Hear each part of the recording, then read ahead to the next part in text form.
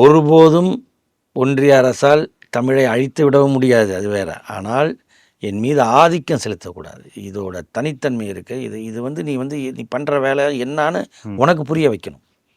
அதுக்கு நான் எதுக்கும் தயாராக இருக்கேன் அப்படின்னு சொல்லி தான் கீழப்பழுவூர் சின்னசாமி தன் உடம்பில் அந்த இதை ஊற்றிக்கிட்டு எரிஞ்சு போகிறார். அது பெரிய அதிர்வை ஏற்படுத்துது. அவருக்கான நினைவு கூட்டம், வீரவணக்க கூட்டத்தில் கலைஞர் பேசின பேச்சு அப்படி ஒரு சிங்கத்தமிழன் சின்னசாமின்னு சொல்லி அவர் பேசின அந்த இது ஃபயர் ஆகுது, அவரோட கலைஞரோட பேச்சு.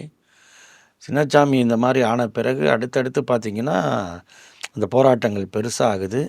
அதுக்கப்புறம் பார்த்திங்கன்னா கோடம்பாக்கம் சிவலிங்கம், விருகம்பாக்கம் அரங்கநாதன், மயிலாடுதுறை சாரங்கபாணி, மாயவரம் சாரங்கபாணி கல்லூரி மாணவர், அவெல்லாம் கல்லூரி மாணவர் தான் சாரங்கபாணி, புதுக்கோட்டை கீரனூர் முத்து, அதுக்கப்புறம் ஐயம்பாளையம் வீரப்பன், இப்படி வரிசையாக டீ குளிக்கிறாங்க,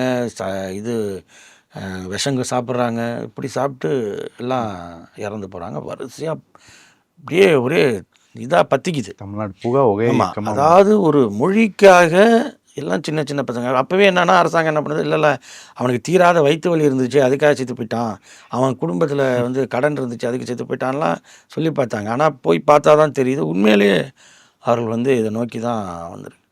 சரி, இப்படிலாம் நடக்கும் பொழுது இது ஒரு பக்கம், இது பெரிய உணர்ச்சி கொந்தளிச்சிட்ருக்கு. மாணவர்கள் அங்கங்கே போராட்டத்தை ஆரம்பிச்சிட்டாங்க.